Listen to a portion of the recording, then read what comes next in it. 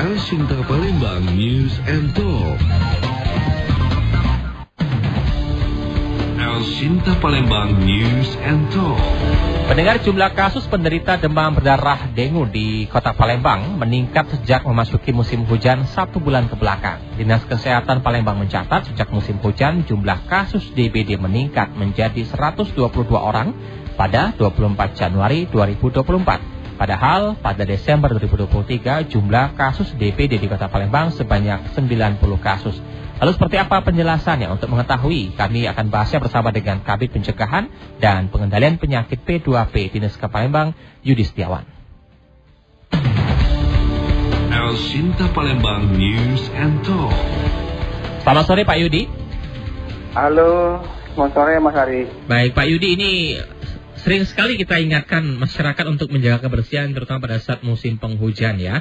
Dan yang dikhawatirkan saat musim hujan yaitu demam berdarah. Ini kalau tidak salah di tahun 2023 bahkan di awal tahun 2024 pun sudah kita bahas. Nah, terkait dengan peningkatan ini apa yang mungkin bisa disampaikan kepada masyarakat Pak Yudi? Ya, jadi terkait dengan peningkatan kasus ini kan DBD ini kan karena pengaruh lingkungan ya. Jadi di mana curah hujan itu sangat tinggi sekali, maka akan terbentuk potensi tempat perindukan nyamuk. Ya, seperti kalau di lingkungan kita ada ban bekas, ada batu bekas botol mineral ataupun apalah bentuknya. Begitu hujan dia menampung air ya. Jadi perlu dipahami oleh masyarakat bahwa Aedes aegypti ini sedang pada air yang bersih dan tergenang. Ya, apakah itu bak kamar mandi. Nah, artinya dengan adanya hujan yang memang intensitasnya sangat tinggi di bulan-bulan ini, tempat-tempat tadinya kering itu kan terisi air ya. Dan dengan adanya tempat tersebut terisi air, maka tempat perindukan nyamuk itu akan semakin banyak. Jadi jentik semakin banyak, 1 minggu, 2 minggu dia menjadi nyamuk. Jadi tidak ada kata lain yang harus disampaikan kepada masyarakat, mari kita kendalikan demam berdarah ini dengan pemberantasan sarang nyamuk. Upayakan di lingkungan kita tidak ada jentik. Jadi kalau tidak ada jentik, logikanya tidak akan ada nyamuk. Kita bersih-bersih lingkungan ya. Baik. Itu, Mas Ari. Ini menjadi salah satu pengantar kita di awal dan selalu mengingatkan masyarakat menjaga kebersihan terutama pada saat musim hujan saat ini. Dan ingat ya, nyamuk itu suka dengan air yang bersih, bukan sebaliknya dengan air yang kotor malah justru tidak ada di sana untuk penyakit untuk khususnya untuk nyamuk Aedes aegypti ini. Nah, terkait dengan peningkatan kasus kabarnya juga sudah ada yang meninggal dunia ini Pak Yudi. Bagaimana? Ya, yang meninggal ini ada 3 orang ya. Ada 3 orang, 1 orang umur 3 tahun, perempuan, 1 orang 7 tahun, laki-laki, 1 orang lagi ada 26 tahun, udah dewasa ya, perempuan. Ini 3 orang ini yang meninggal ya. Jadi yang meninggal ini sebagian besar datangnya sudah terlambat ya. Di demam berdarah atau DBD ini ada yang namanya DSS ya, Dengue Shock Syndrome. Dengue Shock Syndrome itu boleh kita katakan derajat demam berdarah yang paling berat ya. Pasien sudah tidak sadar, demamnya sudah berapa hari ya. Petugas untuk pasang infus juga di rumah sakit sudah susah. Nah, itu yang perlu diwaspadai pada masyarakat, bahwa apabila sekarang ada timbul demam 2 hari 3 hari tidak turun ya jangan ditunda-tunda ya. Ya, cepat datang ke rumah sakit untuk mendapat pertolongan. Baik. Artinya tiga korban yang meninggal dunia ini karena sudah dikategorikan terlambat untuk diperiksa di rumah sakit. Ini usianya masih kecil Pak ya, masih balita 3 tahun dan 7 tahun yang menjadi perhatian. Ada yang 7 tahun, ada 26 tahun. 26 tahun. Ini yang anak-anak ini atau balita ini seperti apa Pak? Alasannya apakah orang tuanya telat ya untuk membawa ke rumah sakit atau tadi alasannya karena mungkin menganggapnya demam biasa ya? Nah, kita belum mendalami secara detail Mas Ari. Jadi yang kita ketahui bahwa semakin muda umur tentunya semakin rentan ya. Jadi perlu dipahami masyarakat juga bahwa demam berdarah ini kalau dibuat grafik suhunya pelana kuda ya. Hari pertama, hari kedua, hari ketiga itu demamnya tinggi. Biasanya di atas 38 atau di atas 39 derajat Celcius dan demamnya mendadak. Jadi begitu demam dia langsung tinggi ya. Hari pertama, hari kedua, hari ketiga. Lalu nanti hari keempat, hari kelima itu demamnya turun.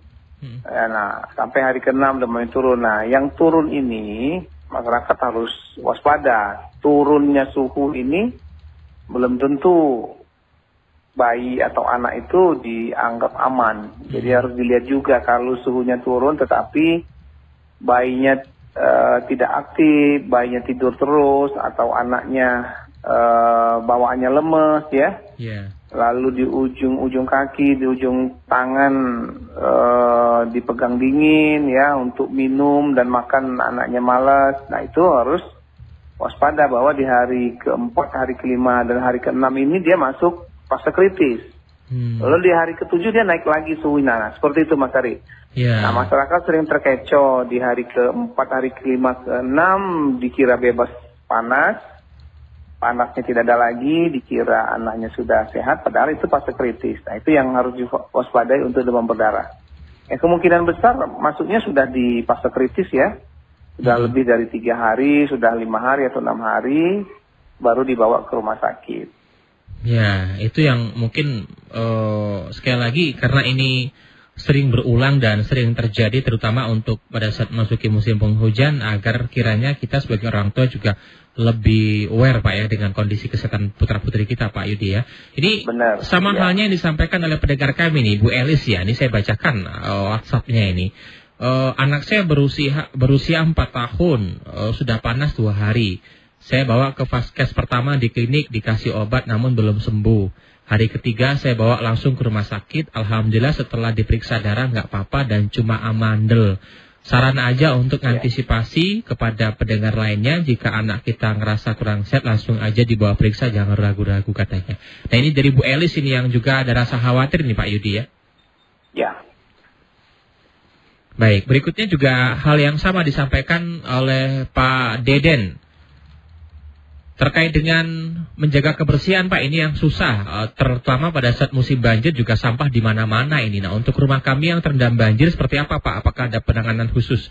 Baik, ini hujan juga selain juga adanya air yang mengendap kemudian juga menimbulkan jentik nyamuk, tapi kondisi yang lebih parah banjir ini Pak, ini bagaimana Pak? Ya, perlu diwaspadai juga bahwa apabila terjadi banjir, bukan hanya demam berdarah ya, ada penyakit lain yang mengancam seperti diare, penyakit tipes, penyakit kulit. Nah ini harus diwaspadai masyarakat. Bila lingkungannya memang banjir, tidak surut-surut, ya untuk mendapat pertolongan ataupun tindak lanjut berikutnya, tolong lapor ke Ketua RT ataupun lurah setempat ya sebagai pejabat yang ada di wilayah.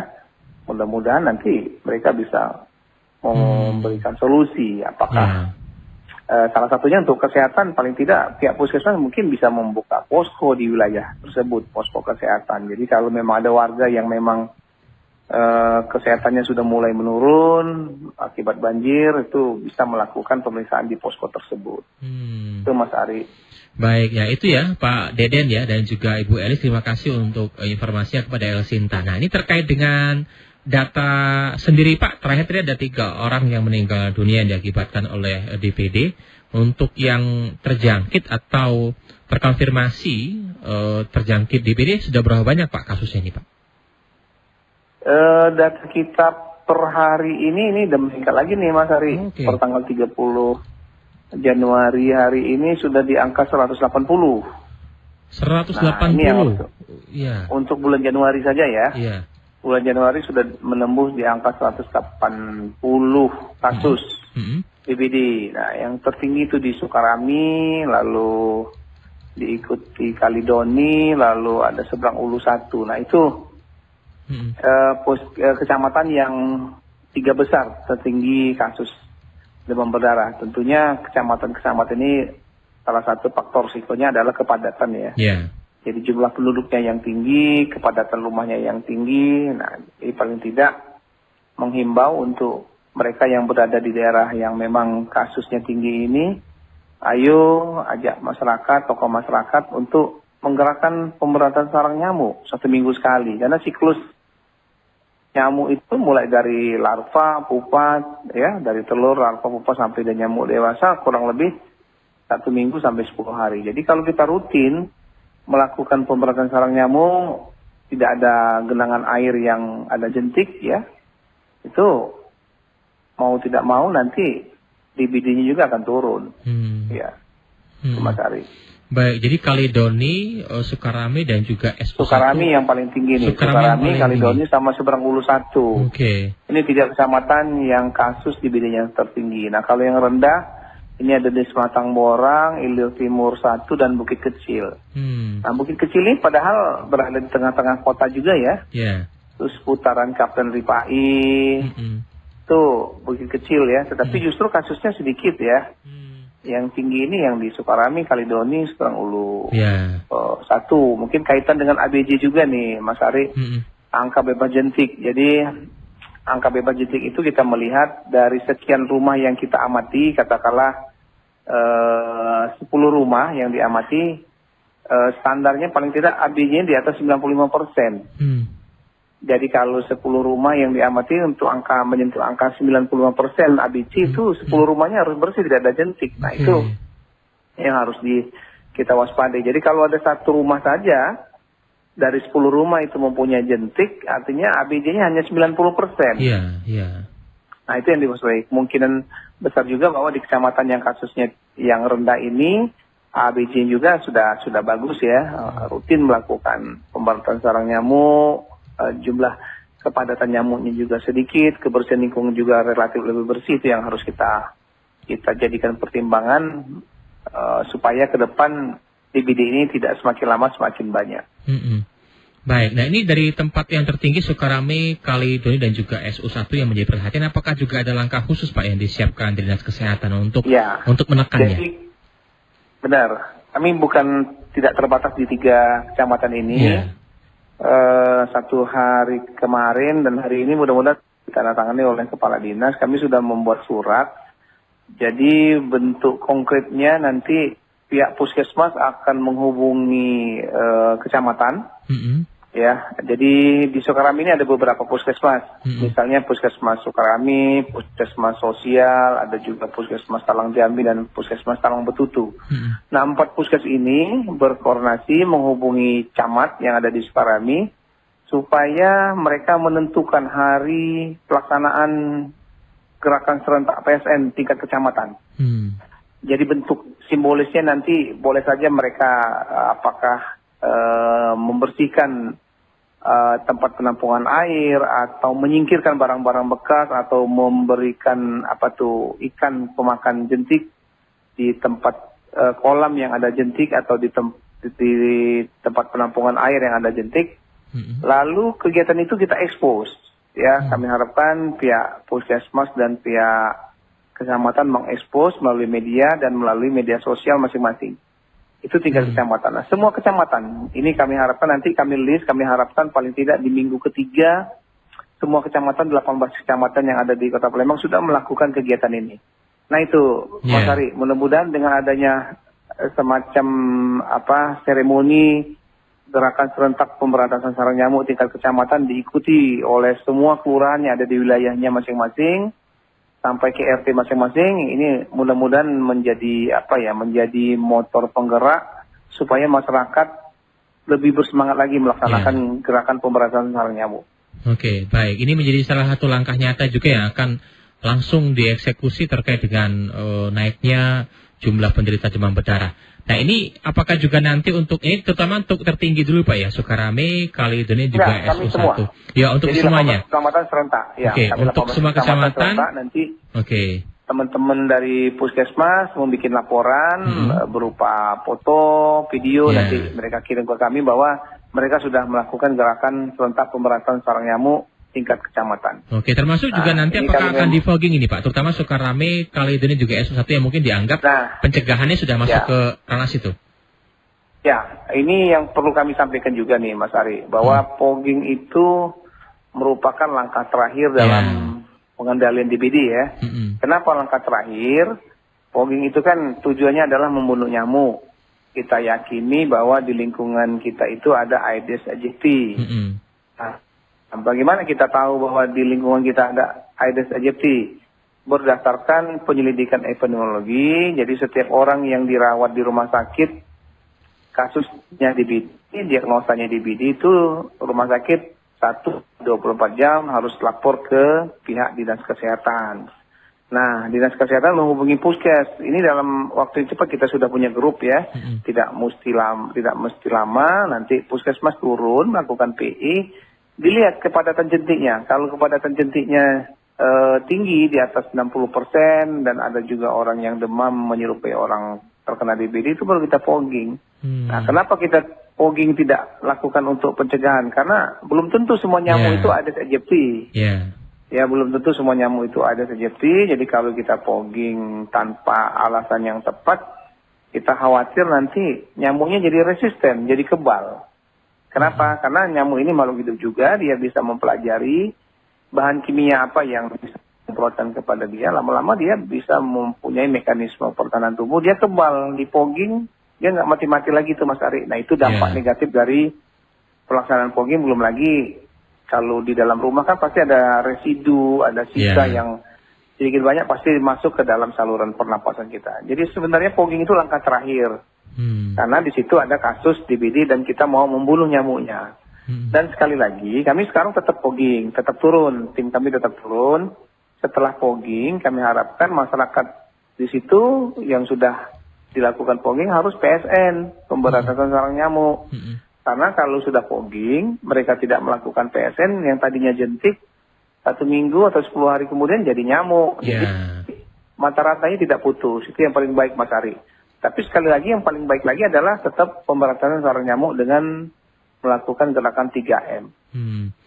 Baik, ya ini menjadi perhatian dari Anda ya, tidak serta-merta harus selalu di fogging, namun 3M, menguras, kemudian menutup dan juga mengurus barang bekas menjadi salah satu langkah awal yang terus diedukasi dan diingatkan. Menyingkirkan Pak ya? Sekarang bukan lagi mengubur. Baik. Kalau dulu mengubur. Yang ketiga terakhir menyingkirkan atau mendaur ulang barang bekas. Oke, baik. Karena juga kalau dikubur malah nanti takutnya menimbulkan penyakit baru lagi. Ya. Karena kalau dikubur seperti ban bekas itu kan dia merusak fungsi hara tanah. Mungkin dalam 100 tahun tidak akan hancur ya, itu alasannya. Jadi menyingkirkan atau mendaur ulang. Mendaur ulang ini yang mungkin menjadi salah satu edukasi baru kepada masyarakat. Nah ini tentunya hal-hal ini kan sekali lagi harapannya untuk bisa meningkatkan kesadaran kepada masyarakat agar lebih waspada, lebih perhatian dengan lingkungan, kemudian juga menjaga keluarganya sendiri agar tidak terjangkit dan juga menjaga lingkungan. Hal-hal ini yang mungkin terus disampaikan kepada masyarakat Pak Yudi sebenarnya ya?